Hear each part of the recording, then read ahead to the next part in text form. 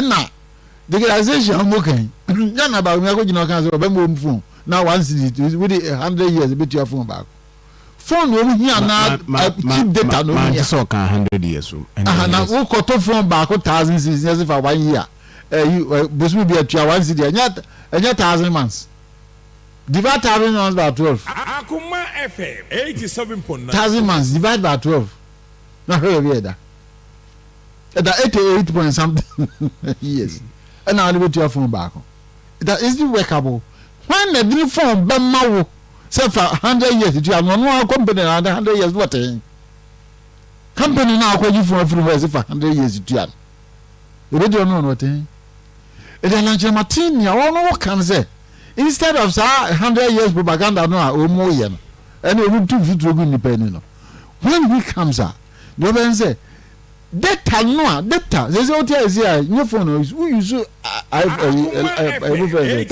tablet you hear what say tablet no data say also data is to 3 minutes now son how can you continue to work and he said digitalization digital mainstreaming policy no the buy no you make sure say we be so telcos no we be more incentives we be to mama data bo about form say we ni mu a say see am look say data crime in particular so if one telcos no m2 more taxes e dey guso and na data bo aide data dey ne bo ade mu taxes e dey guso na data no bo aide taxes e guso na data no bo aide and until no central government ne odwene ye ho a and now say one more can yes phone no more dey beto am 1000 a year for 100 years ya can you mo be say we be reduce our taxes no go sa telcos no ama data no we ma hwe am motimi ama data no bo aba for mama o connect no so a what imagine so a che na also be adwuma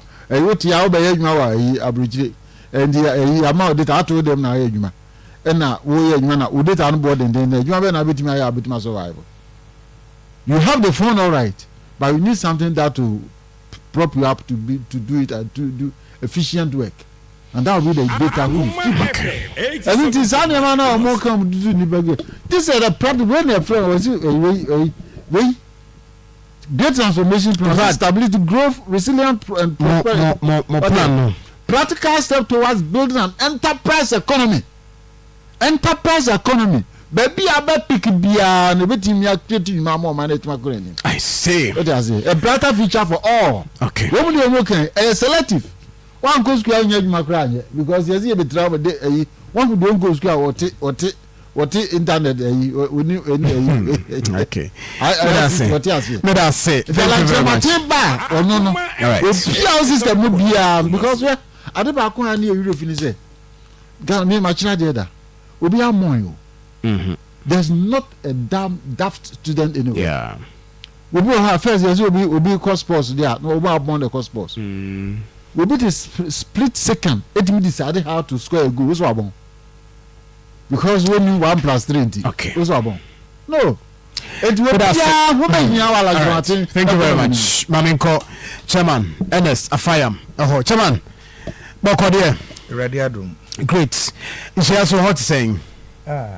Adum boni bie ni ho I see share so the well visibility and vibrancy and a adwuma ho say e dey afatu e say afi we dey pese age share so city ni okay Dr. Stephen Amo asim na e ba oba pa Faustina Dere na adwuma dia odi apart from say we appealing na we humble na osaso bu ade osaso nyame soro nipa say ni dey obi na kan this year the era for the Jones and the women. Oh, okay. I see. Ye ma men no ye nuanom ma no ye nananom yesiwa mu nyina be nyom chefa wo you media ye di nti for that matter. So ye boko poised. All right. My into where na share the first phase. I mean on why obi a chere di nti a ono so de ye.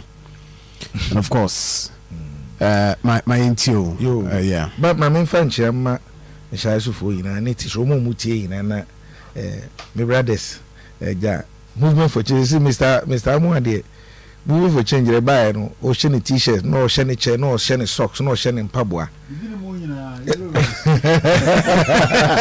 enti yeah Brandon Zama say yellow rice udine mu nyina asi wo ko ne car mu say na eja me brother pay ni Ishak me ni Isha ya che oh okay but I see me hu say wa ye kama but ye dey radio asi radio adum nti o okay and I am here kama enye president Akufo-Addo and Dr. Baumua and they need to so assemble to him. I see yes obi a candidate but ne quarantine komo aye din na bottom line e ma Ghana ne sen say Ghana yakwa echi ana meboa yakwa echi bebre in terms of mpuntu in terms of economy in terms of adwumasem in terms of sikasema ebeba yebotum nti amman no bebre ne kai it say we go race obi ko 10,000 race no obi etime lidia aka rounds be mienu no obi abetu no 100 meters race kiki na ewi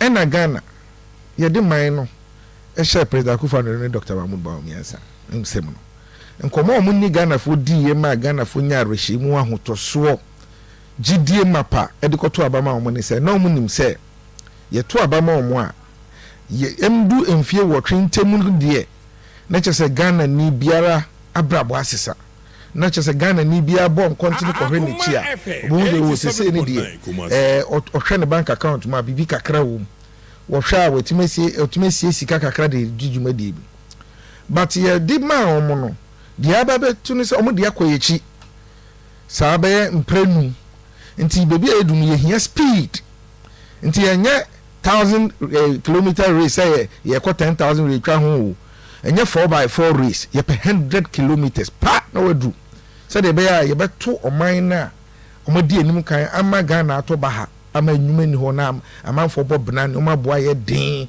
na se de ye koto fuela uto ya utwa ba mi ensa na ye se wia wo 87.9 ene se sadia President Mahama wa ye bi pay no ye no nye saint oye nipa na nipa so de ye dan untimi achieve 100% efficiency ye do ye adwuma no nipa na ye but ye de toto hu na ye time na o ne dwuma dia no wodi enes ene Ghana dia ene ye hia experience pair of hands na sa experience pair of hands no ene His Excellency John Dramani Mahama enunti na wabon continent akọ na chi ahwe se edien na Ghana ye betimi aye na ye nyina twobo ye de abeti e show da akohye ka na se nya pegade akọ ene o se we de ehia magic we ehia se obeye se o na me kofasi ke bia ko rada bi o se o person de plan bi ba na plan no e constitute a national development plan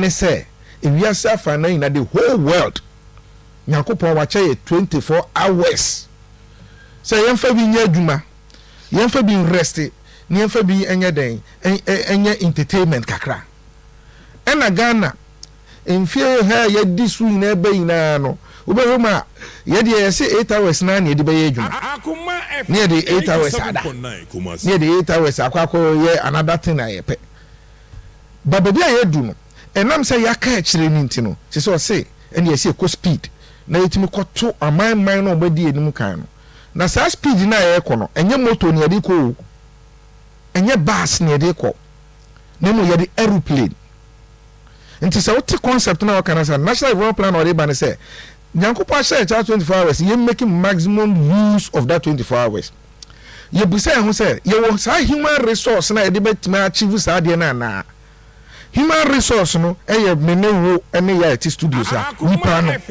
ye wo sa nipa no wo Ghana ha na ampa ye wo sa human resource no na sa human resource no omo wo sa technical skills technical abilities technical capabilities ana ampa ye will be say we doctor for ye will nurse for ye will engineers ye will mechanic ye will artisans ye will carpenters ye will steel benders ye will drivers obia sa works sa profession we na bi wo Ghana ha na meboa na ye bisa say 24 hours no ye di 8 hours ye adwuma no ye di 8 hours sa profession for we na ye di omo ye adwuma na still aye bi tifie anaji se kopa bi ba ubisa sa question about answer ne say 8 hours na di ye adwuma no yemfa ne say ye 30 million Ghanaians and out of that 30 million Ghanaians no yemfa ne say we dey mu 20 million ene wa sa 20 million no ye adwuma na bebire etifie metuma ka say 5 million pe na ye adwuma na 15 million etifie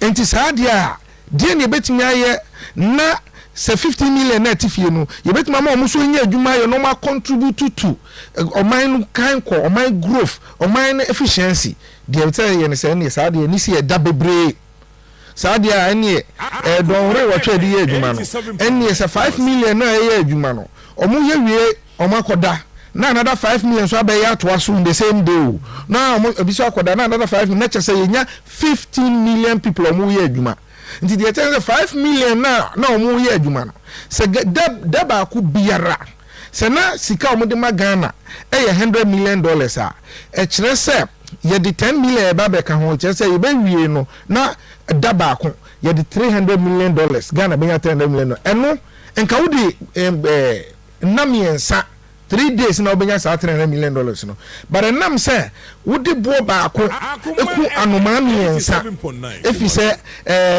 5 million ko ara 5 million ko no wo wa manipa 15 million adwuma in a day instead of 5 million and in a day no instead of $100 million anka Ghana benya wonya $300 million enti say Ghana senka ye de 100 years and ye de beto omo di enim kan na wo say betia ba 30 years enunti sa national development plan we ya dia ese afrafranto the MPPO se CPPO GCPPO ye nara ese embrace na ye na ye kan tribum na ye sa 24-hour economy no e ma ne kon kan enye sa se don ye bebre ye miensa ye for ya ye tehi fanisi ye be kon kan sa bre abosen abo 8:56 you see a meeting 10 a.m. meeting here 10 a.m. ye be ko se John omo di moto ya besi wo ye de bus abesi wo ye de airplane abesi wo se sa fidie miensa we na betimi de akwara no boa na busa se wo tena moto no so a wo di be 6 hours and be ko do be ko na meeting time na twem se me brothers in pain for so wo de bus na be ko do kama but I be the 4 hours o meko kodu na meeting time atwam but say e kofo play na ye the 45 minutes ye bedu ahome atena sansa na ye meeting na say in this case yeah sani mami say hwan moto no hwan ne car na hwan ne play only 24-hour economy no contemplantem wa ma growth wa ma revenue wa create jobs amagana mabunu enu nanchen say yetimi yes area na afedie ye kire wo so okay ye ma menum ma no maba no at least ye pese ye create a national women's development bank ma unim sa Ghana ha say ma do so say ma unim sa na ye ma memu no ye sister mo no ye na no no bra mo bre na ye so tomatoes ye so me ko ni je na ye ko ba na ye sa nkwara hihye ye chi only access to credit sa enti sa dia a development bank ye pese develop ye maame no mo ye nuanom maamo di kwa be na be fa so develop mo ye kwaye be na that time 24-hour economy no apply o enti sika e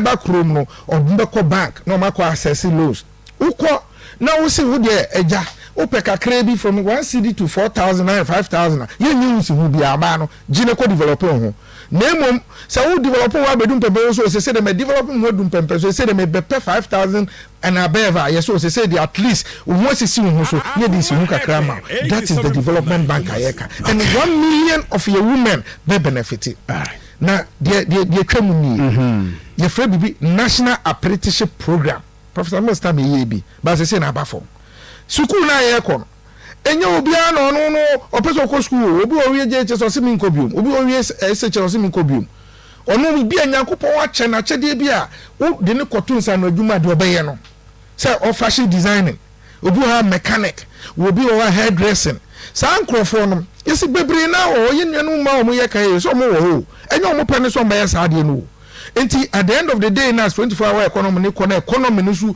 grow no na ya pe sa fashion designers foi na ya ye nuanu ma ne mema ye o mo do mo so okay o mo aki no for mo person mo ko sua de pam anam ko set ne ya form ne de o makoto adwuma ne etua o mo 3 sa no ama o mo madam na o mo masters for no ye wi abosom bia ne ama o mo sika kakra because that's the sika so wo system num system ne liquid nti said be o mun tena fie nti bi abosume kakra na o de akọ nti o train after 2 years ubon say nipa 2000 and I will train o ma after 2 years no mu ina ba be masters or madams na we be shops no bia ma o mu na wa empower o mu na wa machines abegu no wa sa ma o mu so bi.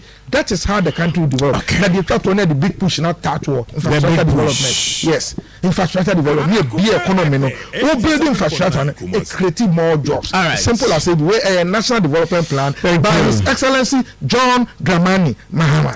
Right, that is Chairman Ernest Afayam. And so Eddie and no. Na Reverend Omuno Opokuajima, Reverend Manuchi Anopeng. Adum Ventures, Reverend Maincha, also one of our sponsors, Akoma FM Fufu Party, and Reverend Suti live. As I said, John, my mama Basopa, Akoma FM, and the entire family. Fufu Party is on. Reverend Omuna of Adum Ventures, Adum near Ejaba Jiwari. I'll say, God bless you, sir. John, I'm listening to you and congratulations. And Reverend Anopemian Chow, Ebepeda, Brepem Nayaba, Niaba Chow. My movie on exactly share our next issue. You share the OSP and the Airbus scandal issue, the exoneration of the former president John Dramani Mahama, and the Attorney General is also pushing the issue of Attorney General pushing the issue of Atuforsen and so to the Supreme Court. Now, Mamintio on these two issues. Now, you share the next 15 minutes. Enough. The 15 minutes is for me. Yes. Fantastic.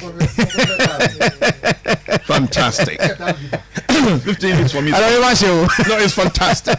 15 minutes for you. It's fantastic. Yes. I love it. Thank you, sir. Fantastic. Yeah, I hope say I'm going to go beyond that. I love it. Right. I love it. It gives me the opportunity to do some rebuttals and still have enough time to deal with the Airbus. Metie Afafanta. Ana metie NDC. Ana metie me ho.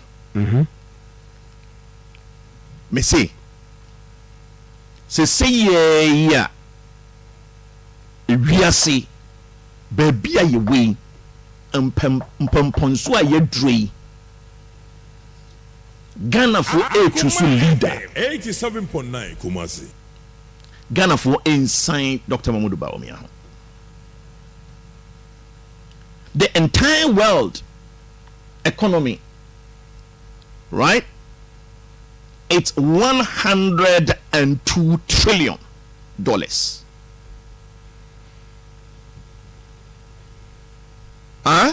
American kwa wumu kwata $25 trillion, followed by China, $18.6 trillion. The entire Africa, FM 87.9 Kumasi, $3.1 trillion. United Kingdom, but 3 or 4 countries, $3.08 trillion. Ghana, about $78 billion. Yakum. Let's forget about everything. Leader wako. Na yemhwe yenim. See yempese yebekachi $78 billion. FM 87.9. Near get it to trillions nubia. And near mam and a bed drive this country. Education, technology. Diakanina omokanina, diakanina. Wait, and I might lose you out. Education and technology. Education, technology. How does that two-way affected here now? It affects everything. Mr. Amweka said, you better do first and did last. Fantastic. Man must eat. Fantastic. Akoma FM. And use education technology to propel agriculture. Industrialization, education technology to propel your industrialization drive. It's everything. Economy today across the globe is digital economy. Yeah. Cryptocurrency, digital currency. That is where we are going. We are in, but you know, robotics. Bedroom, maybe I don't pray, baby. I look for new tool on the pilot in team. Now zipline at pick a dear or bed drop with precision. With precision. All coordinates no communicate. It's a distance. So. Miss all coordinates no communicate. Distance. You walk Ghana. That is why I asked. Students are develop technology. Then somewhere, na picky and near objects are a one so na a pino. Akoma FM. A laptop for everybody to see. And this I will say, there is disaster. Na disaster na abano.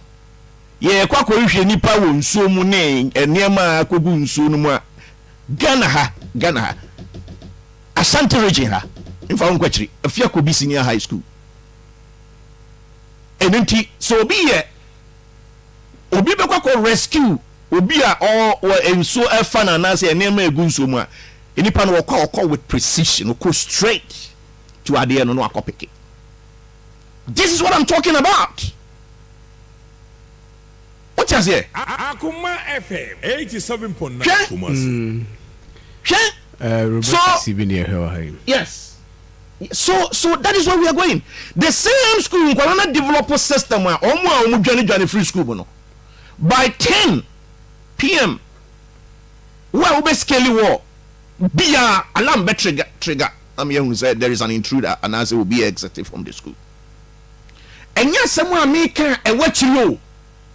And Diana it is open or friend is saying using science technology education I am saying and I'm saying with all my energy that a new concept Ghana for a Coco Chusu John Mahama who is an analog Alan Chamatin who is an analog Ghanaians are presenting with the biggest opportunity to choose the fourth industrial revolution president in the person of Dr. Mahmoud Bawumia. Right. Yeah. Okay. Yeah. Moving on. It is also not true. Say apprenticeship training is not going on. In fact, here are John Mahama and the water a pampa and a man quadano. A pampa and what man quadano. I do don't quite for the Mahmoud Bawumia and I see apprenticeship training schools Mako 4 ya commission 1 you are training kola 600 first batch another 600 by the end of this year near training kaya ye for more apprenticeship training Mako 5,000 by the end of this year. Please. That is a plan. No, what I'm saying is that apprenticeship training I have taken care of one more school. No, let us not make it as if say it is not going on. It is going on. And I'm giving you examples. You understand? Okay. Yanunti, yensha baby ye wo ekwan ye be faso a you be developer. Then Women's Bank Masloki ani ekofa ma me bi friend no said nam tamaglo ekokoto ho agbogloshi enkrof ma esika ahye if you say ejato mu ho said nam tamaglo one na dwane say musi entro ba mamo na mba be Women's Bank here mama me na no besin koje na say ban wo nyabetre you John Mahama woni ba bia mama no. Oh, that cannot be fair. It can be very fair. The former appointee woni ba bia that will not be fair. Okay, yem pesa me say regime no a wɔn si yɛ mo kwan no mo mɛyɛ women's banking no mo ma loans no maslo ko hɔ a ɛma yɛ deploy 70 million yɛ mfa nkɔma ma sika no mo hwiae competent court of jurisdiction a sentence to 10 years. That is what I'm talking about. You're right. And you don't need past that doesn't show. See, one more past that doesn't show. Sir, one more they care about women. No, I don't think so. Now yadi muntie for kokotum. Edi kokotum. Omo threaten say Chief Justice Oyoba, Omubetimi Ayana Yaka de. Omo man nyina including Omo running mate, Omo nyina nkwa sign say muntie tree for yenyu omumra. So, you know, the cost of data was 6% under NDC. Cost of data now 87.9. Our friend is saying tax. Okay, say tax and yagugu data so ama cost of data akosro. Yeah? Tax is 5% under MPP. It was 6% under NDC. Please. From where please. I am telling you,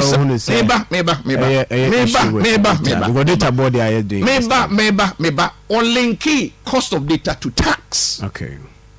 And I'm proving to him, say, it is not true. It is not because of tax. If there's any other variable, perhaps we can interrogate that. So, baby, yeah, call as Omaino. 87.9 Kumasi. And then I'm in front of.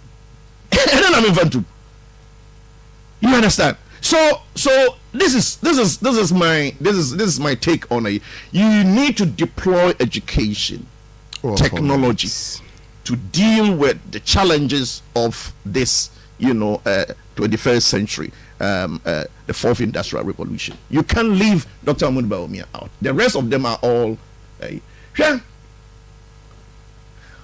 John Mahama. Omai Oyaje no hontre ha. Eba keta chane proya. Akoma FM 87.9 Kumasi.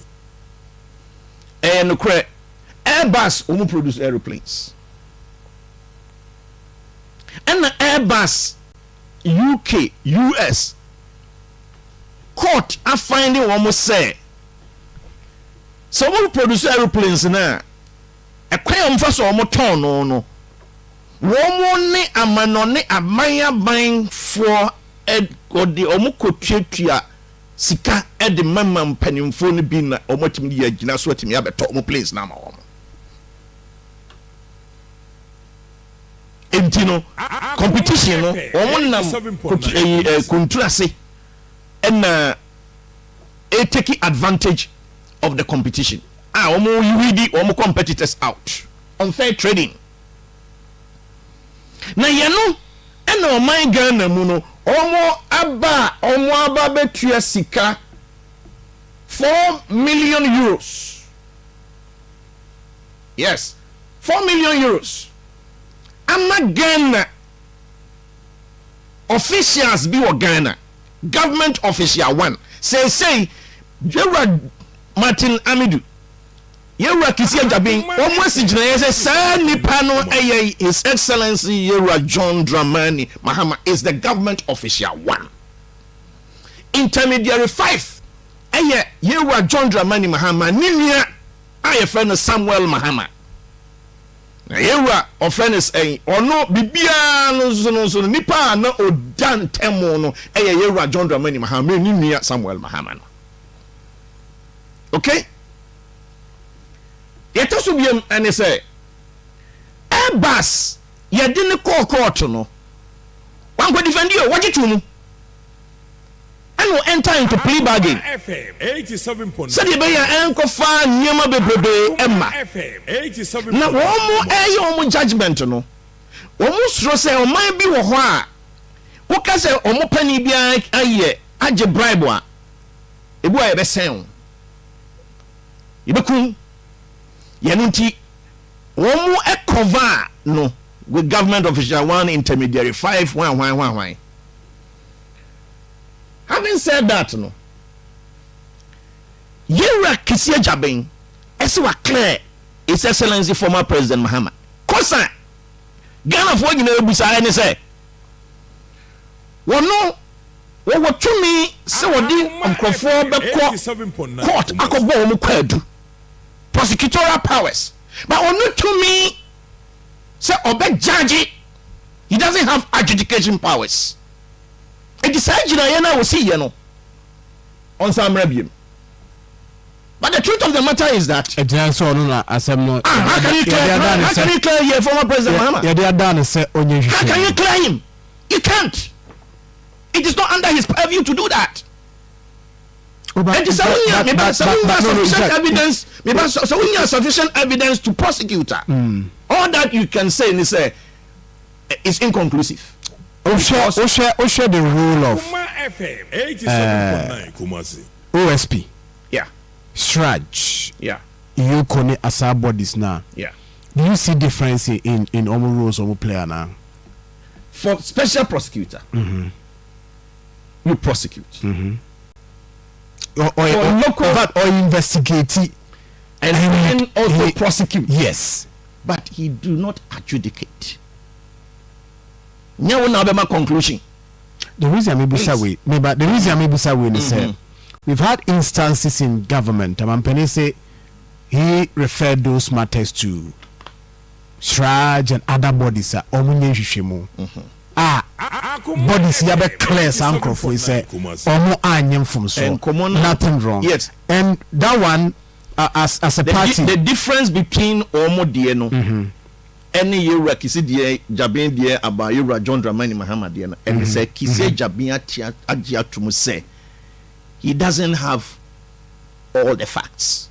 Tinkoboni Minyesho say Yoko Ezi Oba Obabe Kleobi and Zi Obabe Kleobi. Waka say he doesn't have all the facts. No, but also that there should be evidence. And many panel let me carry on. Yes. So if he doesn't have, he can't clear.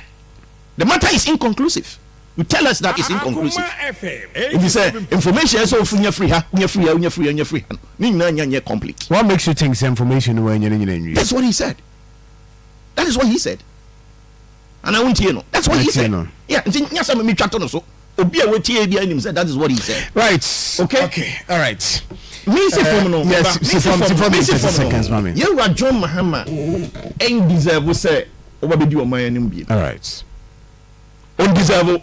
Okay. What the whole effort and near my any class what the whole effort procurement of aeroplanes. Minister for Defense. Thank you.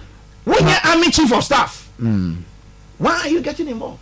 Thank you very much. Emails. What time you've gone beyond that? One minute and some seconds. Unless I have to free. I'm not free.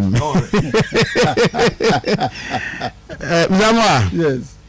My minty on this issue, and I mean, the Attorney General, so they are court issues. I'm not a lawyer. Oh, but what they say? Yeah, but there's about public. The important thing is at each point in time in the life of every government, the best thing that they can do is to make sure that in fact corrupt practices and free fire. Because skabia we used to be your mind ska. Yes, we say sky ebu obudi na ebi bottom ska. Omo omo ko prayer in obi bottom ska. Oh, this say who do your mind ska? Na say ebi na de ya nchiwo ana ya exonerate you. But don't forget the fact say o mind ska no washi no. Na say we shi o mind ska sa and fan so wa fa ho so di. Everyone one day you pay for it. 87. Umma say unam kwambone so bi di o mind ska. Umbuzo a omo ese na oma fa kwan ho do bizo a omu dia o edi ese na obedi oh these are some of the things yes you show na you hwe adwene enchirima na omo ba no enkura na omo ba no de die pa ni obo ya ma omo ama enkura etimi abo didi mpabi abedi mpabi wo yewu achi anavo etiase na enkokrafo yemi na ese nyina adwene ho na mde na mi ya se obi timi ko wiasika na so fa kwamzi na sika Abi na the ankurum politics mu sifie ebi we am fango skana bozo ubi ko na am jura na akrofo abisuechi. So what is the sense of all this is a cause? Oh, this advice that I will give in terms of when it comes to that massive corruption now, a cause in the various governments now happen. When the man Jesus say you bet me three office animal we nyina so ho. Ya no so here a good leader obetimi de nsensi wa na so obetimi de ne life atoso and making sure say the crop we cannot go into that kind of corrupt practices. Since now leader on your bar or crowd business man acquisitions a manner. A goes manual. I didn't think it say be able to do it. It will be a business. There are systems in the wow. Since you were now junior biaba. Oh, that you and the broker. Now, what one years are caucus did that. So, deep on your evidence will be complaints over the Monco Rebecca. And Maraka Macayati. You will solve our problem. And now, no trap. Many Panafan Woody. A caucus of many of the institutions is not helping us as a nation. And basically, now there's a 2 yet, and then there's a 2 million. Then find it. It has it. Many Americans education which I am 100% in support of him. But the education, how much money goes there and how do we utilize it? And now you're reckoning in our cry, yeah. Free SHS, a good thing. But their budget class came in our grand family. And these things here, for instance, 2017, 2018. Satan, the budget for 400,000. So I feel I'm not starting. It's about 480,000, which is about 120% of the budgeted amount. 2018, 2019. 2017, 2018. So 2018, 2019. And so scale call near about 99% of the budgeted amount. 2020, scale call near 76% of the budget amount. 2021, 2021, scale call 55% of the budget amount. 2021, 2022, 51% in the call. The budget here, you know, could just say scam call. I am some budget dear. As you saw, manager, what budget here? Budget doesn't mean say overspend it to the. No, but you can never exceed. We plan a why you say but you don't want me spend it. Me wa moko use kind of rata call you akwa say they sent 7 billion cedis to the free SHS has been spent 7 billion. You should call a duchum to call and we said it was 5.2 and has spent that difference no info. Finance minister has 7 billion. Finance minister has 7 billion.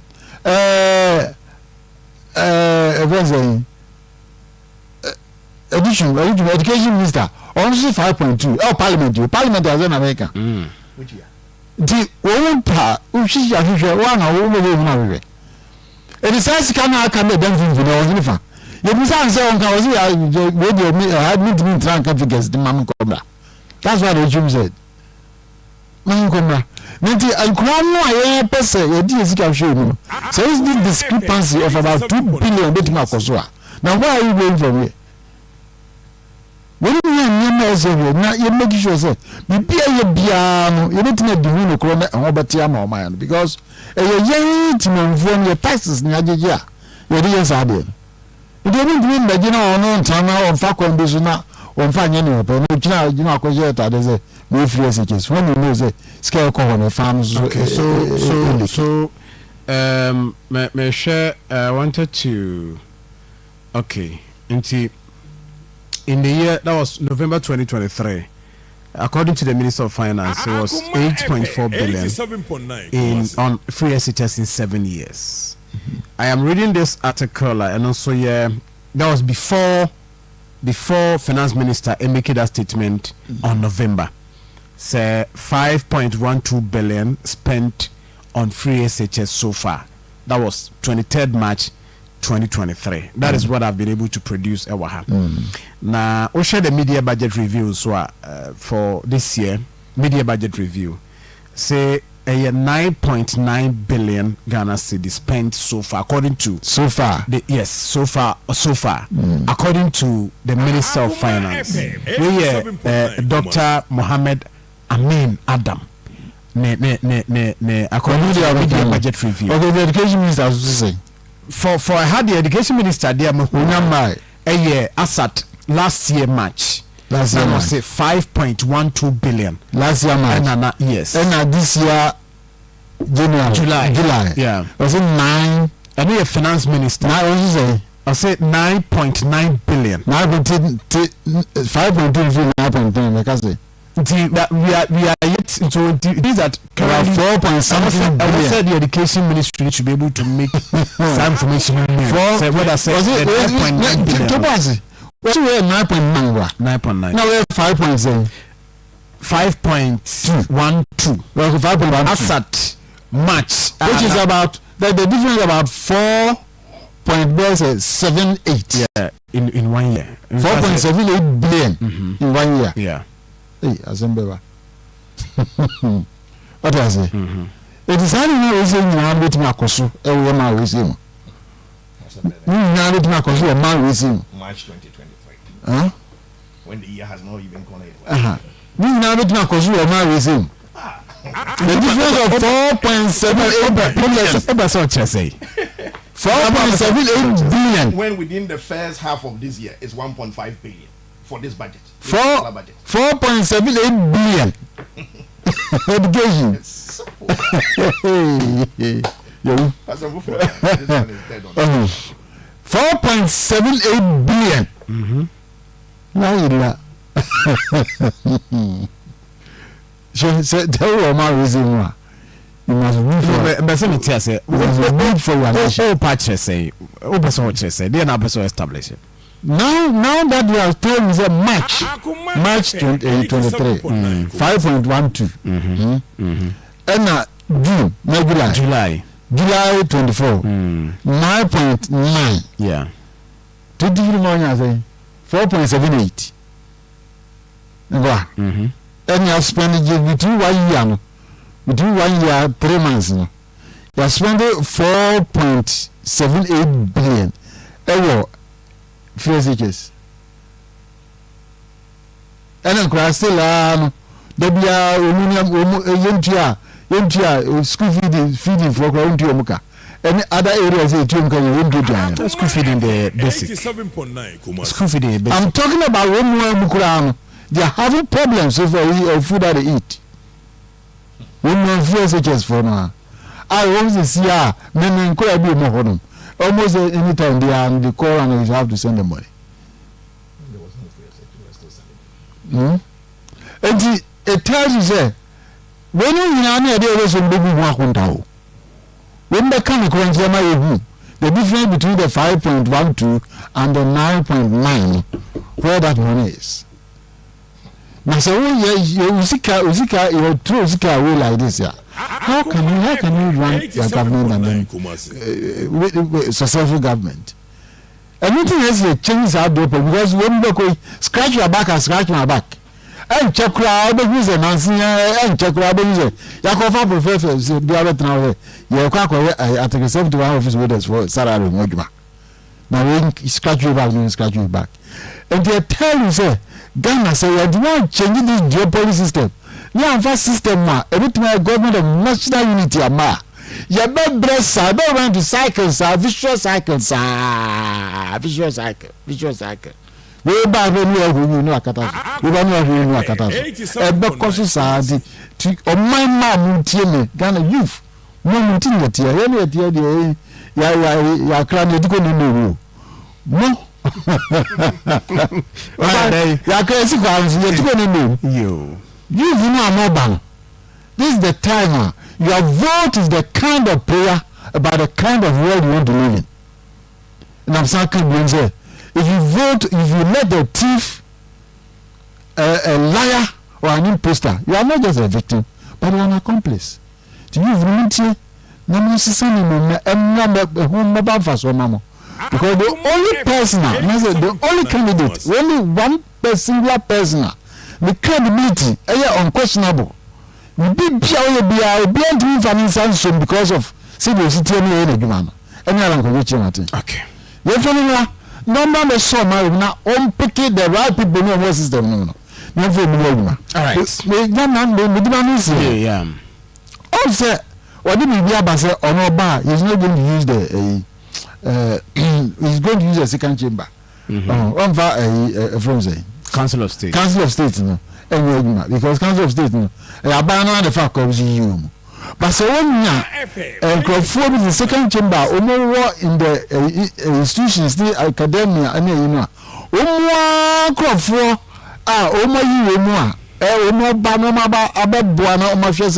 oh, president, no. One 2 million idea in European, one bar betting up and manages at the area. All 4 million might be based on up.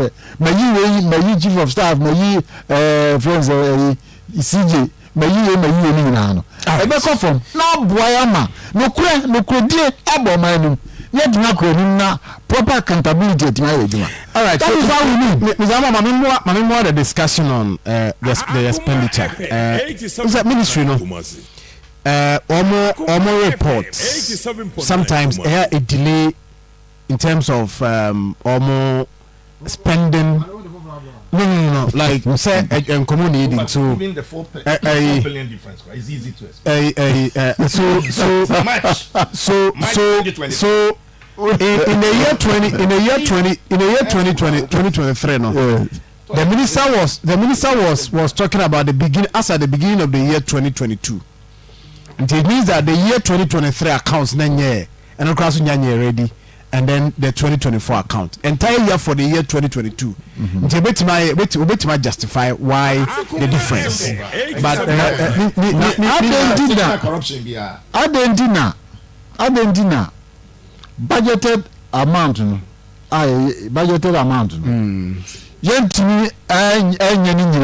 Oh yes, and the ministry accompanied that. Say at some point there were some allocation about 2.2 billion.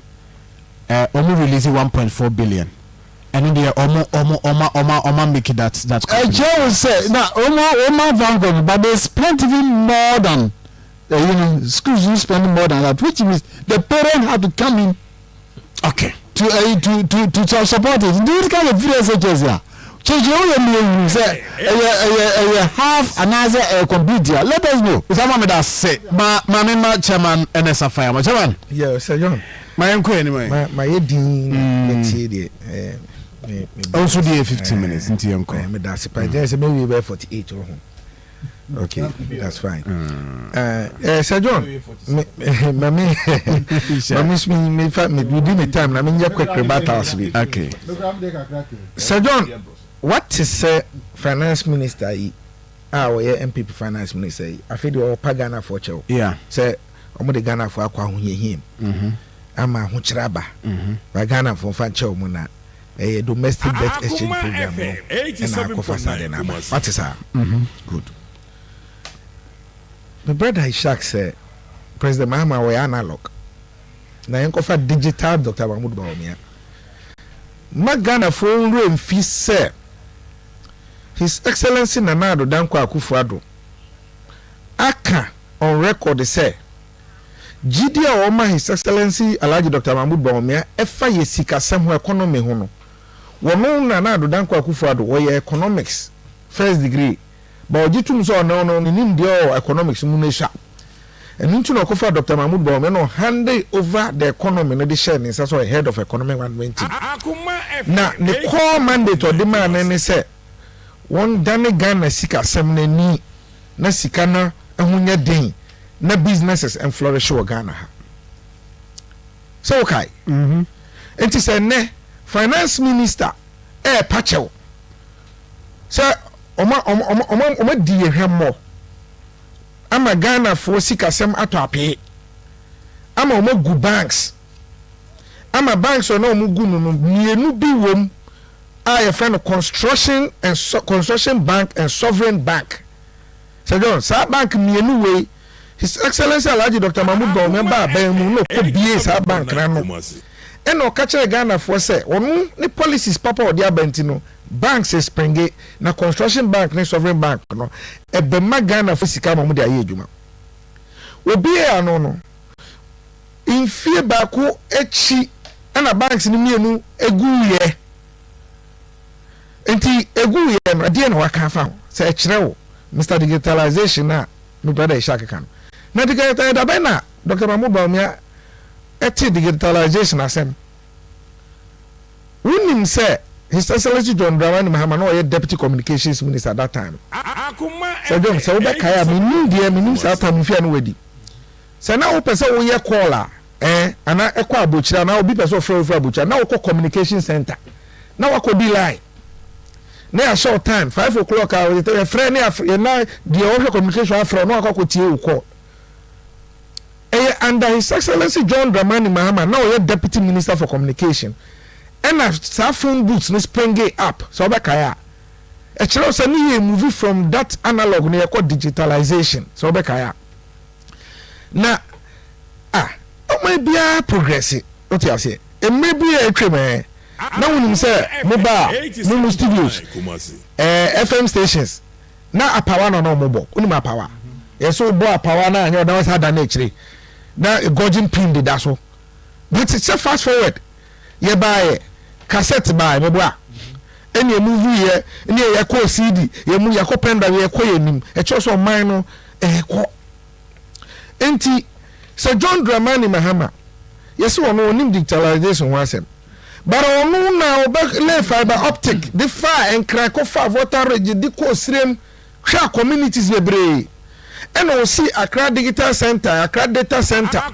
So one build digital infrastructure. Now we be on over build digital infrastructure. Is Accra Data Center. Equal a slim baby. Emma then Foreign Affairs Minister Hana Tete. Omuni no edi nkomo through this digital year no my year. No mo hwen wo TV so no mo. Ana mo refi. Enti se wo ba Dr. Mahmoud Bawumia kura bae no wo beje tu mu o consider so bae no na President John Dramani Mahama bae assign contract bi with Nkrofobia na eba mo enter operability mobile again interoperability no okay and o see ni boy den eno contract na sign no na Ghana nchesika bia o na nipa no de musika bae na ye build operate what I say and transfer for 15 years into one akwaje tum say oba betu bibi so na nya ne call mandate no into want to from abon whatsapp for no mun jai sa asem meka tina meka tro say space to space e bai beboa okay space to space kai pa and any ho and obi akura phones no bi no wonder say the policy ne say ono de just a phones or copy phones ma crofo na omo de once omo tia no once the every month only policy what you say we gane nka a year say na brother see program ama the corruption there the jare no there be Ishak metiase politics na wo ye wo be the corruption e jare no yo mampanin what bet na fie 7 years 7 months ni se mo se wo ye corruption and na mutu corruption o gaganto no won chendi enfie su nie busumi wotwenu nie ye mfani nko babia onenam free e kire se de mo kafa no bia no e ye rodorada sem enne ne ho afi nsama mo kafa no ka se posterity will judge him when to kwan anko bia wan kotena bia ote ha enne ne ho afi enti se eduma bi na Dr. Mahmoud Bawumia say or they are confirm your politics ubusa na say I'm not going to do a confirm politics manasha azuria ba be kan say wan kan wo baby adasa confirm to free hakoboki na faso na confirm to be to free hakob na confirm it to move from hafe musu be say edu interchange ni kura so but politics e be o tunu asinu ba ni kwani nyame anim so mo say confirm say na yira mo say 500 ana 5000 so okay o ma bre so manasha azuri say sada no madan no da no 400 tricycles ayira yehu ewahin mun calculate ni bo na mfa times in confirm 500 excavator ba ko 1.2 million Ghana cedis 12 billion mo fan times 500 na mo head o corruption no corruption wa ha under Dr. Mahmoud Bawumia ban woni president Akufo-Addo ban and na mo di petrol kofra diesel boss scandal ton fofofo e man kofo ko si sen under mo breso na can say PPA public procurement authority papa yi e ba ban mo na ni sika dan account na e 56 cedis na wo ho I didn't say you work on some no buy no baby as you can say 87.9 now for the fact PDS I am no preso NLA okay you ram me out the 11 contracts in a day emanasi yan kan ho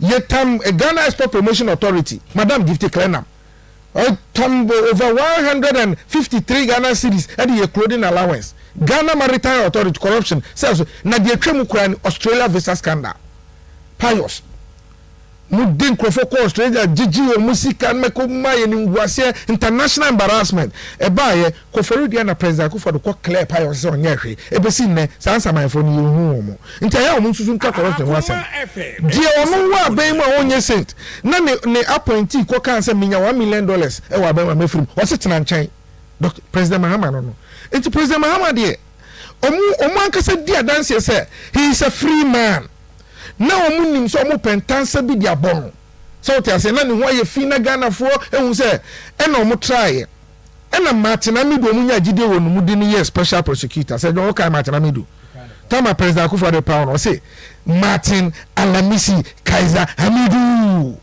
onya gide wo no mu ewi e che onim de Martin Amidu ka fa president Akufo-Addo ne na ba ho o se ye kaka tenshishani proya 87.9 Kumasi ba mami bata kakraka pa o ye corrupt Ghana ha president Akufo-Addo so ye murder serpent of corruption on no kind enu sa de no mu forgive ne da nti o mu pe kwan bi ade ntansa bebo president Mahama ba asemba de no man kan okruma o mu se president Mahama ko jijun wa ko ji bribe eno ni nia UK for the report mo kan sembebre and the president say reporting by no say Airbus company no aya omo ni nkrofo bi ye deal omo timi ma nkrofo bi middleman no mo tua bribes a man nkrofo bi wo baby no mo tuma be top planes yes sir and the president Akufo-Addo say we dey a fine case when nyano because when my time is a good animal say so no we mother serpent of corruption too or they be for president Mama and no push come as special prosecutors on your hwehwemu ni ehwe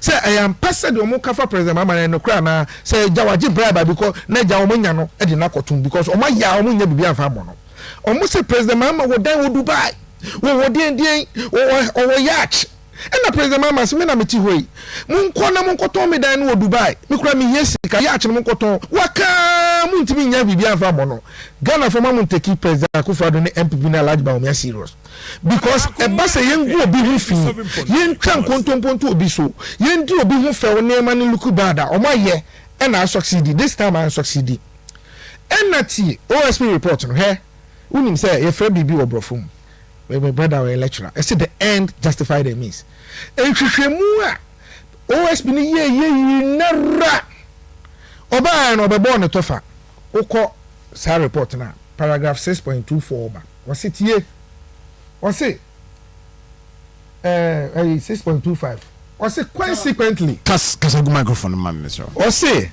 consequently the OSP has no evidential basis upon which to conclude that Samuel Adam Foster, also known as Samuel Adam Mahama, Philip Scan Maldemes and Lian Sarah Davis acted as conduits of bribery between the employees of Airbus and former President John Dramani Mahama or any other public official. Say, or say, in your swabling ho, I say, will be crying middleman Kojia Demudie at the Black President Mahama.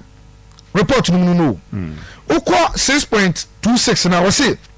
Also, the OSP found no evidential basis that the OSP found no evidential basis that shall suggest that Samuel Adam Foster, also known as Samuel Adam Mahama, and the others received payments from Airbus with the intention of bribing former President John Dramani Mahama. Point 2, vindicated. Point 3, Further, the OSP found no evidential basis that suggests that former President John Dramani Mahama or any other public official was paid bribes by Samuel Adam Foster. Hey, vindication and what to say? Cleanliness in here. Who says cleanliness is next to godliness? President Mahama, who feels saying here? Now, if it's OSP, we in the conclusion, no President Yajide won't know the call. And Okasa and Pa, President Mama Kojia de Mudia, Nibra, GBB Brano, what they know for ya, and Kakroin Nanubuti. Eh, Toka Kwanya Mekomau. President Mahama Yamiako Tokwa Mao. Uwefi, one almost say Woody, one almost Chuabuasu, almost Wuntimin Kwa another time, or the Bakokotuno, or Munsensi form. Ghana for I can't say a poor moon to ma. Hey, yes, men, you know, be working bonnet. For clear conscience, you were Juma. You be good, Wuffy, you become tattoo so, but a many drewer, Yakupo be you were free moon, said the President Mahama Yakupo in a free moon. Oh, Yakupa clearly said Ghana for Mokoto Abamano. Sir, now you name and you can't tattoo so. OSP can't say, well, yeah, Anquanoma.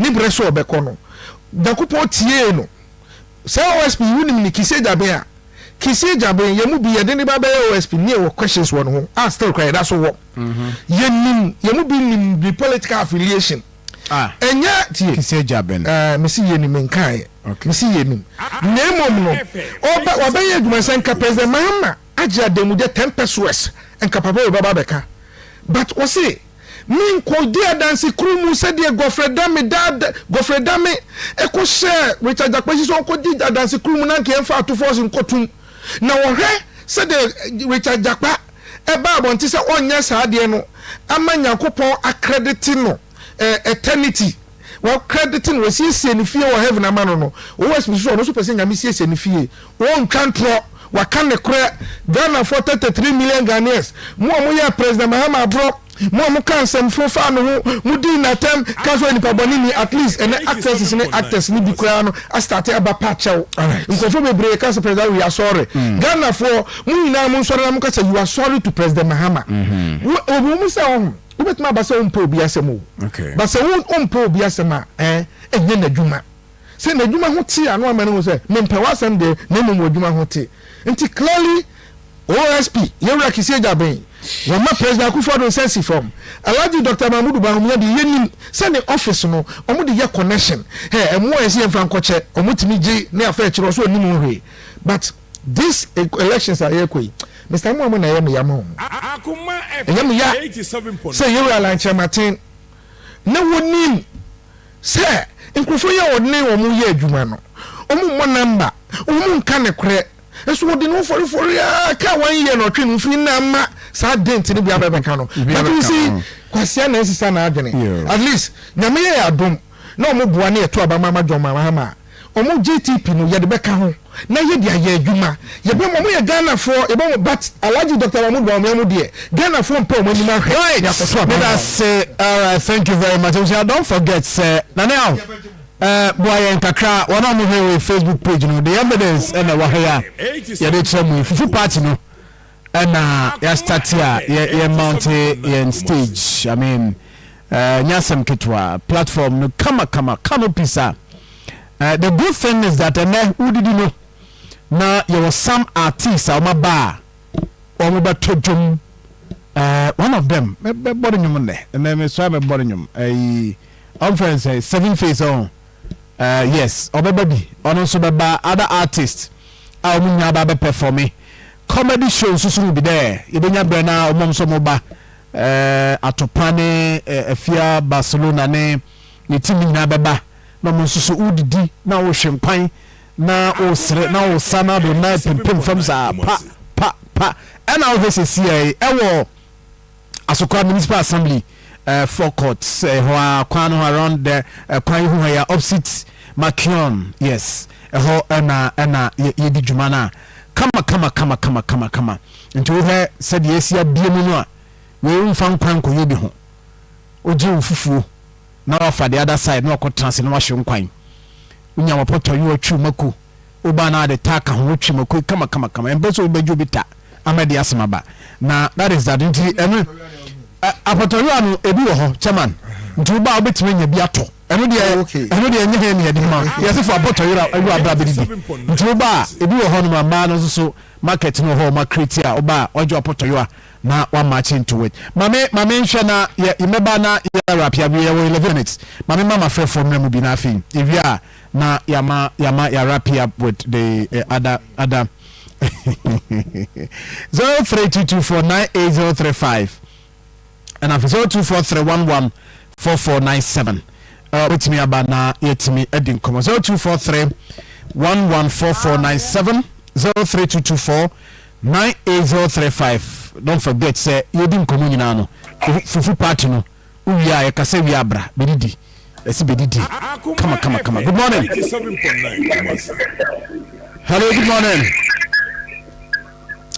hello good morning yes sir I am Baba. Yeah, Baba. I'm trying to make my part. I will my neck out of me now. And then I know what's in the thing. But you're really in the show. Yeah, that's a boy. I do. But you know, oh, let's go. And I would know. And I'm going to move for Mana. I said to him, the fun of Manatam. And to me, that's a more than I know. The moon is here. Yeah, or no car. Now we look at now to go. Yeah, on the good one, the mama and get them. Then you come to not a custom name. No, with all the benefits still. The people can all come back. Now go to him, go friend from Medicine. Or the sex over the Adeno at Medasi. Good morning. Okay, all right. 0322498035 0243114497. Hello, good morning. Hello. Hello, morning. Yes, sir. I want to Senior Marinto. Manager, I'm Papa, Mr. This is India. In Shrawa, coming to the NBC, Serbia.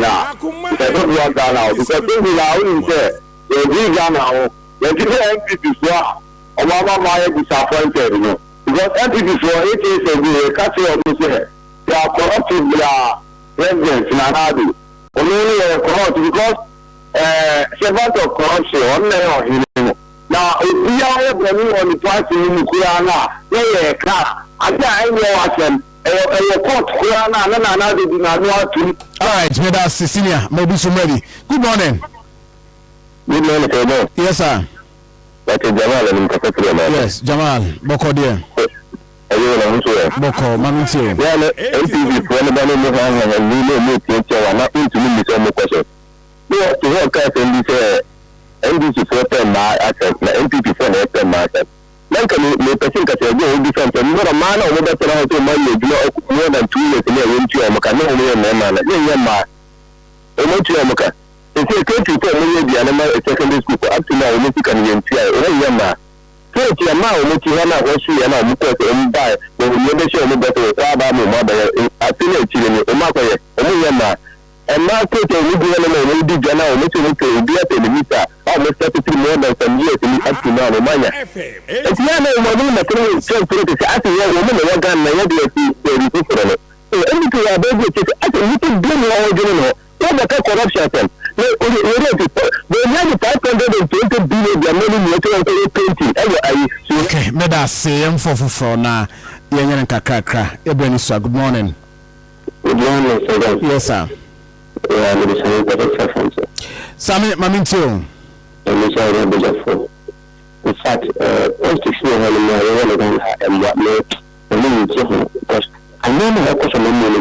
I say akwala aw ma no bi no bi no e pe go no e bi e ni no de awon mo fami then so be o kan ti for so you can you pay it I don't know what but you pay for amanu e ke ti no how no ni papa ti okay I said the career is education a bit na bana ga re bi you I said the career is about education but I know no be more you know no be school no so bit on time no e bi ni no de la ka e ku na dia mo abit na bo me ya yes all right my for good morning Johnny yeah so Johnny so me yawo na so me so Bedi di kra me se po achon ke se di so kra de yensre Edidi bi da o. Uni voda. Me bi da. To dokno bra. Na join me. Na me asa information na me bonde. Me the same information na me. Ene me nyane o. Ai. Na me sha. Too. Mame mo wa basopa na Dr. Shaka me mo na babo. Ana basopa e ya gobe na me sha no. Na no pe de a chance one family. Na no from pon wa sa se wa chama ngo be jano. Na me cheche mo de no kokko apia. And I want to go from here, but I'm going to now, John, the come with some of them. I want to you know, Minana and Dr. Shaq will be a kind. Say, you want to see, in this fire, imagine say, a motor, knowledge of ability, and to almost 2 to equal something many, almost 2 to Ghana many. Say, you can't now, I'm not anything. So I'm being true. Ghana for us to do nice, but you say, I say the bottom yama.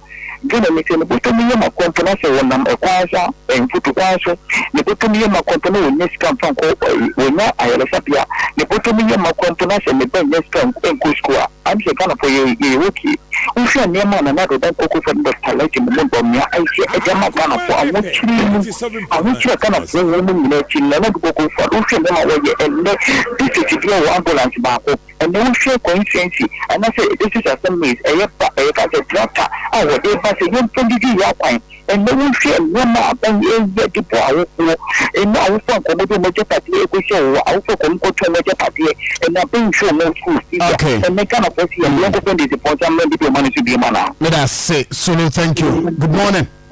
Yeah, good morning, sir. Yes, sir.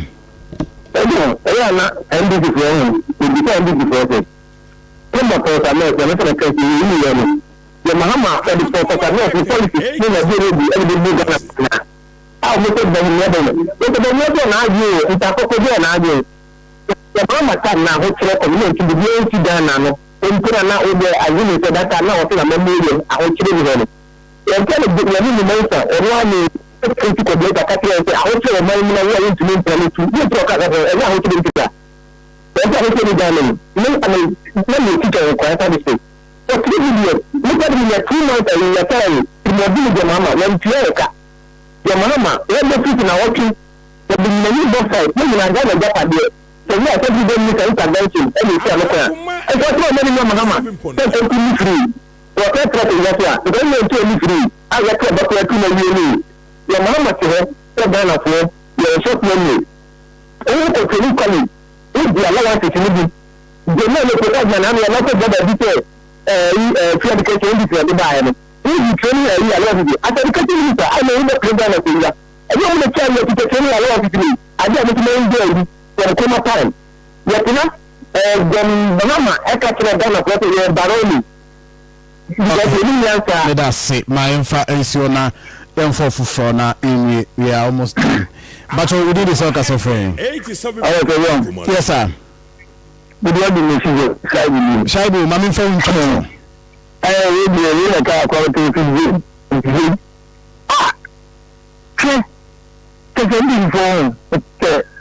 We are not for sack and everything for you because I know so for you, Madonna for Baku. What is it? A good word. If you are going to be at the parliament, you will be a man, and of course, a mother channel, and I'm a issue. Okay, special prescription. So you don't go to see me, and I'm going to go to the control and case in your mama, case in your movie.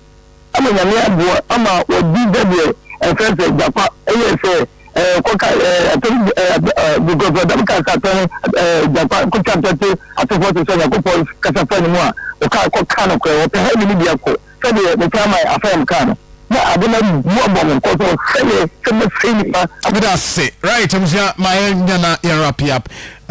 Man, 2 minutes. Jack, my share 2 minutes now. You wrap up. Yeah, need the show. You could also in fast now, corner.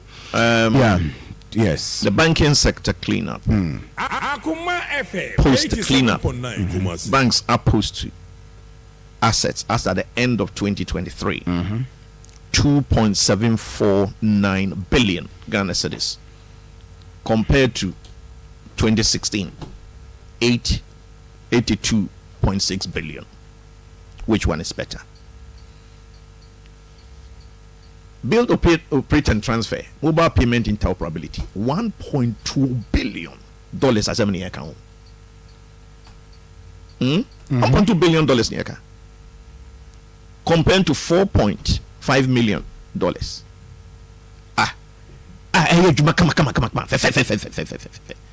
It is a contract now will say we'll be needing baby. Was this option not available? You try more once the court international arbitration once I could lose a case no. Missy Babia Sika said the John Muhammad needs to be Sika. You don't think that 10 Bia or then who fall for it? It's Casimo. As some of your guys is here. John Muhammad was a procurement officer. Ordinary say in charge of procurement of aeroplane.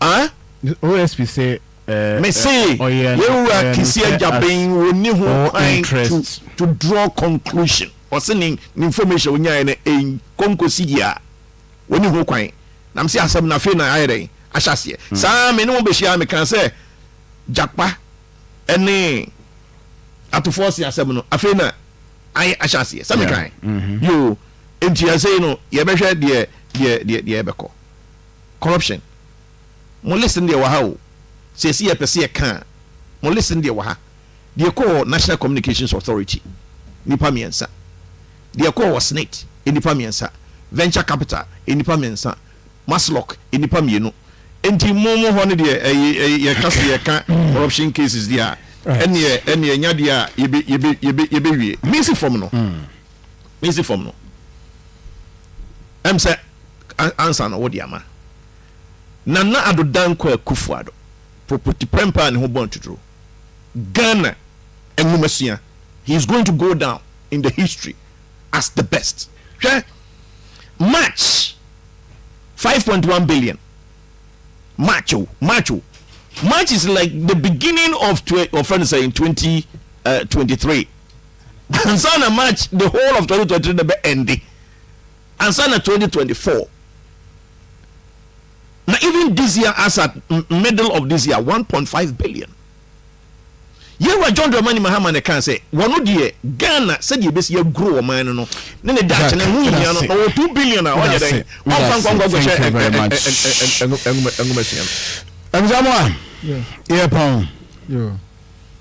Currently, with Nana in total control of the whole entity of Ghana. Microphone, currently, with Nana in total control of the whole entity of Ghana, we have a duty to ensure that we take over the commanding heights of the essential fabrics of the country, in order that, even in the event that Nana leaves the scene after the mandatory 8 years, the sons and daughters of Ochima will be firmly secured and self-controlled both financially and economically, that we can no longer be ignored in the battle to control the destiny of Ghana. To achieve, we need to appropriate the fundamental economics and the financial levers which should guarantee such control in years to come. In doing this, we need to be strategic. We will have to work with other people from some of the diverse ethnic groups, including some carefully selected people in Ashanti and other diverse ethnicities of our lands. This will make them believe that they also have a hand in the pie. It will be obscure in any suspicion. It will obscure any suspicion that the project is essentially an Ofolipanyi project. This point is crucial because with electoral politics, we have to have our eyes on the numbers in the electoral process. Okay.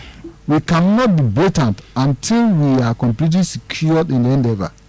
It is especially so because so far the Ashanti constitute the single most populous ethnic group in the country. Okay. Although the Ashanti group within the current MPP GRN is to take over the party after Nana's tenure in 2024, it would be ideal if we could work to bypass them in 2024.